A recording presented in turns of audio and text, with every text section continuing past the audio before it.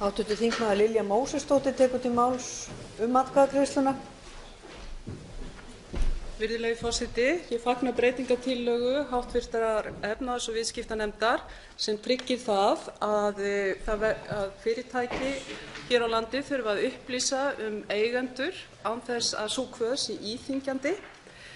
En breytingartillagan gengur ekki nógu langt og þar af leiðandi legg ég fram breytingartillögu sem að skyldar fyrirtæki til þess að upplýsa raunverulega eigendur fyrirtækja.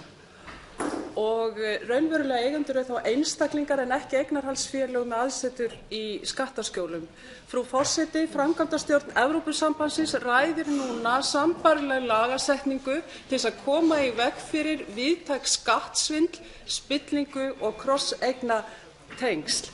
Það hefur nefnilega komið í ljós að flest fyrirtæki í Evrópu hafa lögheimili á aflandseyjum og greiða þar af leiðandi ekki tekjuskatt í því landi sem þeir eru með starfsemi í.